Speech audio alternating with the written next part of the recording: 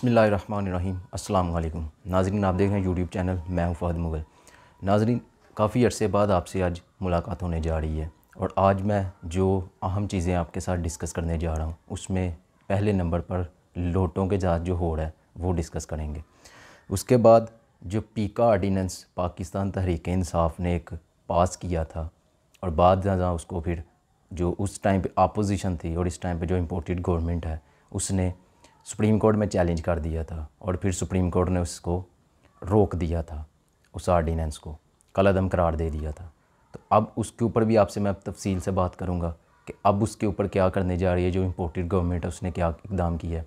उसके बाद जो हमारे पास आगे है बढ़ है वो ये है कि जो आज खान साहब ने बरतानिया और यूरोप के अंदर जो जलसा है उससे खिताब किया और दूसरी तरफ शहबाज शरीफ है जो हमारा इम्पोर्टेड वज़ीर-ए-आज़म है और प्राइम मिनिस्टर भी हम उसको कह सकते हैं बड़ी आसानी से, उसने भी एक जलसे से खिताब किया और उसके जलसे में और जो पाकिस्तान तहरीक-इंसाफ के जलसे हो रहे हैं उनमें क्या फ़र्क है ये भी मैं आपको आज वाज़िया बताऊंगा। अच्छा जी, पहले नंबर पे आते हैं हम लोटों के ऊपर। लोटों के साथ खान साहब ने कहा था कि इनका बहुत बुरा हाल होगा, ये अपने हलकों में जा नहीं सकेंगे। तो हमने देखा वक्तन फ़वक्तन हमें ऐसा होता हुआ नज़र भी आया है और बहुत सारे लोटों के साथ ऐसा हुआ है, वो चाहे नूर आलम खान हो, वो चाहे आमर लियाकत हो, या चाहे वो अलीम खान हो या जहांगीर तरीन हो, कोई भी है लोटा, उसके साथ बहुत बुरे सलूक कर रही है ये अवाम। पाकिस्तान की अवाम अब वो अवाम नहीं रही जिसका इन्होंने इम्पोर्टेड गवर्नमेंट ने सोचा था। जब भी मुल्क पाकिस्तान के अंदर किसी भी वज़ीर-ए-आज़म को निकाला गया है तो उनका जो रिएक्शन आता था अवाम का, वो कभी भी वज़ीर-ए-आज़म के हक़ में नहीं था होता, वो हमेशा ही खुश होते थे, मिठाइयाँ बांटी जाती थी। लेकिन अब जब इमरान खान साहब को निकाला गया और एक बैरूनी साजिश के तहत निकाला गया तो इसके ऊपर अवाम खामोश नहीं रही। अवाम बहुत ही बुरी तरह से बाहर निकली है और अवाम में शदीद गम व गुस्सा है जिसका इज़हार भी अवाम कर रही है। तो ये जिस लोटे की आज मैं बात करने जा रहा हूँ ये आमर लियाकत है। इस लोटे के मैं इसलिए इसको लोटा बार बार कह रहा हूँ कि ये लोटा वो लोटा है जिसको हम वाशरूम में भी इस्तेमाल नहीं कर सकते। लफ्ज़ सख्त हो सकते हैं लेकिन ये इसके लिए ये भी छोटा लफ्ज़ है। इस तरह का ये घटिया इंसान है, यानी कि ये वो इंसान है जिससे मैं खुद बचपन में सुनता आ रहा हूँ, इसको एज़ ए आलम देखा है मैंने। और जो वक्त गुज़रता जा रहा है उसकी जो एक नई शक्ल सामने आई है वो हमारे लिए बहुत ही परेशान कुन है। तो इसके जो पहली शादी की वो भी इसकी शादी नहीं चल सकी और इसकी बीवी ने इख्तिलाफ़ की वजह से तलाक़ ले लिया 18 साल या 19 साल बाद गालिबन।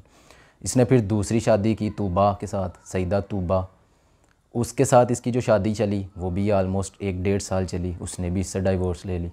फिर इसने तीसरी शादी सईदा डानिया से की है तो वो भी इसकी शादी अब नाकामी की तरफ जा रही है क्योंकि जो इसकी मौजूदा बीवी है उसने भी अदालत में तलाक़ के लिए दरख्वास्त दायर कर दी और दावा कर दिया है। तो इस तरह इस लोटे के ऊपर जो उसने इल्ज़ाम लगाए हैं वो काफ़ी ज़्यादा ही परेशान कुन है। मैं आपको इसकी तफसील पढ़ के बता देता हूँ कि इसके ऊपर जो इल्ज़ामात लगे हैं वो कौन कौन से हैं। दानिया शाह ने आमर लियाकत पर संगीन इल्ज़ामात लगाते हुए कहा कि वो नशा आवर होकर आए रोज़ उसके ऊपर तशद्दुद करता है।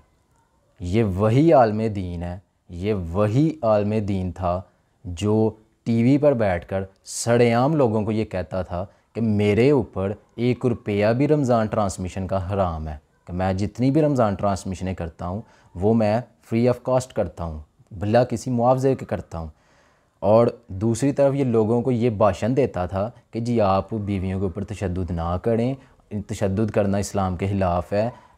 बड़े बड़े अच्छे भाषण देता था हमें और हम इसकी बातों को सुनते थे, अमल करते थे उसके ऊपर। लेकिन उसके बरक्स इसकी जो असलियत नज़र आ रही है सामने वो बहुत ही ज़्यादा संगीन है। उसने इसके ऊपर 2 इल्ज़ाम लगाए हैं। उसने कहा है कि एक तो ये नशा करता है और दूसरे नंबर पे ये तशद्दुद करता है और ये दिमागी मरीज़ है। ये इसकी बीवी जो इस तरह मौजूदा बीवी है उसने ये इसके ऊपर इल्ज़ामात लगाए हैं। और दानिया शाह ने मज़ीद कहा है कि जो 4 माह उसकी शादी के हुए हैं वो बहुत ही ज़्यादा दर्दनाक थे। एक तरफ ये मीडिया में आकर बताता था जी मेरी तो बीवी मेरे साथ बहुत खुश है, दूसरी तरफ ये उसके ऊपर तशद्दुद करता था, उसके ऊपर नशावर चीज़ों का इस्तेमाल करता था, खुद भी करता, उसको भी नशावर चीज़ें खिलाता था। तो अदालत ने इसको 7 जून को तलब कर लिया है और इससे जवाब भी किया और इसके ऊपर जो उसने दावा किया है उस दावे के अंदर जो लिखा हुआ है वो ये है کہ 11 کروڑ روپے کی کوٹھی ہے جو اس نے حق مہر میں اس کو لکھ کے دی تھی، اس کا دعویٰ اس نے کیا ہے۔ پھر اس نے نان و نفقہ کا دعویٰ کیا 1 لاکھ روپیہ۔ پھر اس کے بعد اس نے زیورات ہیں جو اس نے اس کو لکھ کر دیے تھے، وہ سارے کا اس کے اوپر دعویٰ کیا ہے۔ تو یہ اس طرح کا گھٹیا انسان ہے کہ اس طرح کے گھٹیا انسان کو ہم نے پارلیمنٹ کے اندر خان صاحب کی وجہ سے لے کے گئے، اور یہ ایک وہی گھٹیا انسان ہے جو ہمارے ملک کی تباہی کی طرف لے کے جا رہا ہے۔ تو خان صاحب کی جو بات تھی کہ لوٹوں کے ساتھ بہت برا سلوک کرے گی پاکستان کی عوام، وہ اب سچائی کی طرف جاتی ہوئی ہمیں نظر آ رہی ہے۔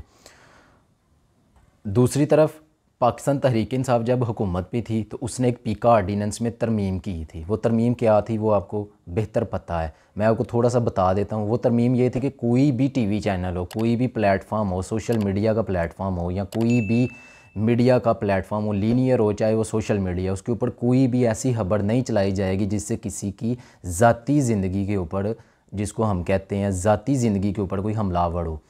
بغیر کسی تصدیق کے جھوٹی خبر پھیلانے کے روکنے کے لیے پاکستان تحریک انصاف نے اس ٹائم پہ پیکا آرڈیننس کے اندر ایک ترمیم کی تھی، جس کو اپوزیشن نے اس لحاظ میں لیا تھا کہ یہ تو فریڈم آف سپیچ کے خلاف ہے، یہ جو پاکستان کا میڈیا اس کے خلاف ہے، پاکستان کے میڈیا کے اوپر یہ قدغنیں لگا رہے ہیں، پاکستان کے میڈیا کو یہ اپنے ہینڈلر بنا رہے ہیں، تو اس کے اوپر وہ عدالت میں چلے گئے۔ سپریم کورٹ نے اس ٹائم پہ اوپر یہ آرڈیننس کو عمل کرنے سے روک دیا، اور جو ترمیم وہ کرنے جا رہے تھے اس کو کالعدم قرار دے دیا۔ اب اس جو امپورٹڈ گورنمنٹ آئی ہے اس نے ایک بڑا انوکھا کام کیا ہے اس پیکا آرڈیننس کے ساتھ۔ اسی پیکا آرڈیننس میں جو پاکستان تحریک انصاف نے ترمیم کی ہوئی تھی، یہ اس ٹائم کی اپوزیشن تھی جو اس ٹائم موجودہ گورنمنٹ ہے، یہ اس ٹائم پہ جو پاکستان کے اندر میڈیا ایجنسیز ہیں مختلف، ان کے ساتھ مل کر یہ عدالت میں گئی کہ اس آرڈیننس سے فریڈم آف ایکسپریشن اور فریڈم آف سپیچ کی خلاف ورزی کی جا رہی ہے، جو کہ یہ فنڈامنٹل رائٹس ہیں، تو اس کو کالعدم قرار دیا ہے۔ عدالت نے ان کی بات کو سنا اور اس کو کالعدم قرار دے دیا۔ اب اس گورنمنٹ نے یہ کام کیا کہ اسی پیکا آرڈیننس کو، اسی ترمیم کو جو عدالت کے اندر کالعدم قرار دیا گیا تھا، اسی سپریم کورٹ کے فیصلے کو دوبارہ سے عدالت کے اندر چیلنج کر دیا ہے۔ تو یہ جب اپوزیشن میں تھے تو یہ اس پیکا آرڈیننس کی خلاف ورزی کر رہے تھے، اور جب گورنمنٹ میں آئے ہیں، جب یہ سو کالڈ ہم اس کو گورنمنٹ کہہ رہے ہیں، جب اس میں آئے ہیں تو یہ اسی پیکا آرڈیننس میں جو ترمیم کی گئی تھی اب اس کو بحال کرانے کے لیے عدالت میں چلے گئے، اور سپریم کورٹ کا فیصلہ ہی انہوں نے چیلنج کر دیا ہے۔ تو یہ ان کی اصلیت ہے، یعنی کہ جب جو چیز یہ دیکھتے ہیں نا کہ اپوزیشن میں ان کے خلاف جائے گی، یہ اس چیز کے خلاف عدالت میں چلے جاتے ہیں، اور جو چیز دیکھتے ہیں کہ گورنمنٹ میں آ کے ان کو فائدہ پہنچانے والی چیز ہوگی، یہ اس چیز کے لیے بھی عدالت میں چلے جاتے ہیں، اس کو اپنے فائدے کے لیے استعمال کرتے ہیں۔ جب اپوزیشن میں ہوتے ہیں دیکھتے ہیں کہ یہ چیز ہمارے خلاف استعمال ہو سکتی ہے تو اس کو وہ روک دیتے ہیں۔ تو یہ ان کا اصلیت ہے اس گورنمنٹ کی۔ اس کے بعد پاکستان تحریک انصاف نے ایک بہت ہی لمبا روٹ پلان بنا لیا ہے، وہ پاکستان کے اندر جنرل الیکشن تک خاموشی سے نہیں بیٹھیں گے۔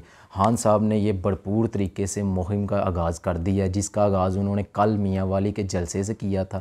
آج وہ جس ٹائم ہم ویڈیو ریکارڈ کر رہے ہیں اس ٹائم پہ وہ یورپ اور برطانیہ میں جو ہمارے پاکستانی ہیں ان کو خطاب کر رہے ہیں جلسے کے اندر ویڈیو لنک کے ذریعے۔ دوسری طرف ہمارے جو یہ شہباز وزیر اعظم صاحب ہیں، سو کالڈ وزیر اعظم کرائم منسٹر صاحب ہیں، انہوں نے بھی جلسیوں کا آغاز کر دیا۔ ان کے میں جلسیاں اس لیے کہہ رہا ہوں کہ ان کے پیچھے عوام نہیں نکلتے ہیں، یہ 2,000 3,000 دے کے بریانی کی پلیٹیں دے کے لوگوں کو اکٹھے کر کے لاتے تھے، تو اب وہ جو سسٹم ہے ان کا وہ بھی زیادہ دیر نہیں چل رہا، تو اس لیے ان کی جلسیاں رہ گئی ہیں، جلسے نہیں رہے۔ آپ کو میں کمپیریزن کر کے بھی دکھا دیتا ہوں، اسکرین کے اس طرف یا اس طرف پہ چل رہا ہوگا کہ ان کی جلسیوں میں کیا فرق ہے اور خان صاحب کے جلسوں میں کیا فرق ہے۔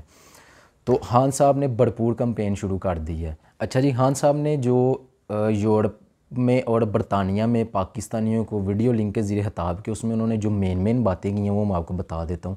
انہوں نے کہا جی پاکستان پر کرپٹ اور قاتلوں کو مسلط کر دیا گیا ہے۔ یہ دو انہوں نے بہت بڑے لفظ یوز کیے ہیں، ایک کرپٹ کیا ہے اور دوسرا قاتل کیا ہے۔ یہ قاتل جو ہے وہ شہباز شریف کے اوپر بھی لگتا ہے، رانا ثناء اللہ کے اوپر بھی لگتا ہے، اور جو کرپٹ ہے یہ تو پوری نون لیگ کرپٹ ہے نا، اور جو ان کی جو پی ڈی ایم ہے وہ ساری کرپٹ ہی کرپٹ ہے۔ جو جن دو بندوں کی وجہ سے پاکستان تحریک انصاف کے اوپر یہ ٹیگ لگاتے تھے کرپشن کا، وہ بھی دو بندے انہوں نے اب اپنی جھولی میں ڈال لیے ہوئے ہیں۔ تو اس لحاظ سے اب جو پاکستان تحریک انصاف ہے وہ تو کلین ہو گئی نا کرپشن سے، تو اب جتنے بھی کرپٹ ہیں وہ سارا ٹولہ ان کے پاس ہی پڑا ہوا ہے۔ سابق وزیر اعظم نے کہا جی बदकिस्मती से अमरीकियों को अपनी बात मनवाने के लिए हुक्म देने की आदत पड़ी है। माजी में हमारे एक सरबराह ने एक धमकी के बाद मुल्क को जंग में शामिल कर दिया, हालांकि उस दहशतगर्दी की जंग से हमारा कोई लेना देना नहीं था। ये उसी जंग की बात कर रहे हैं जो हमने पिछले 20 साल अमरीकियों के लिए लड़ी है, और इसके एवज़ हमें क्या मिला है? हमें सिर्फ़ और सिर्फ नुकसान हुआ है। हमने अपने मुल्क का नुकसान किया है, अपनी मईशत का नुकसान किया है। उन्होंने बहुत लंबी लंबी बातें की हैं। उन्होंने कहा जी हम अगर रूस के पास गए थे तो इसमें हमारे मुल्क का फ़ायदा था। अगर हम रूस से सस्ता पेट्रोल और गंदम मिल जाती 30% कम पर हम ले लेते तो हमें जो पेट्रोल पे सब्सिडी देनी पड़ रही है वो सब्सिडी हमें ना देनी पड़ती। जो हम मंथली हर माह 100 अरब रुपए से ज़ायद की जो सब्सिडी दे रहे हैं वो हम ख़त्म कर देते अगर हम रूस से पेट्रोल और ये डीज़ल वगैरह लेते हैं तो। इसके बाद उन्होंने कहा जी कि बैरून मुल्क पाकिस्तानियों का जो वोट का हक़ है ये गवर्नमेंट वो ख़त्म करने जा रही है। तो मैं पूरी कोशिश करूँगा कि ये वोट का हक़ आपसे ना छीन सके, लेकिन जिस बड़ी तादाद में बैरून मुल्क पाकिस्तानी बाहर निकल रहे हैं मैं आप सबको खराज तहसीन पेश करता हूँ। खान साहब के आज की जो उनको एड्रेस किया है उसके ये मेन पॉइंट्स थे। बातें वही हैं, सिर्फ टाइम फ्रेम और है। बातें वही बार बार होनी है। अब ये जितने भी 20 दिन जलसे चलने हैं, खान साहब के 20 मई तक जितने भी जलसे हैं उन्होंने बातें वही करनी है। अवाम में जोश वही है, अवाम में वलवला वही है। ये जलसे नहीं रहे, अब ये एक इनकलाब की जानिब बढ़ रहे हैं। और आने वाले वक्त में खान साहब के लिए ये पाकिस्तान की आवाम और ज़्यादा निकलेगी बाहर। उसकी वजह ये है कि जो ये करप्ट टोला हमारे ऊपर मुसल्लत किया गया है ये अब बच्चे बच्चे को पता चल गया ये कैसे मुसल्लत हुआ है। तो आगे क्या होगा इसके बारे में भी आपके साथ मैं तफसील से बात करता रहूँगा। आज के लिए बस इतना ही। आपसे मुलाकात होगी नई वीडियो में। अल्लाह हाफिज़।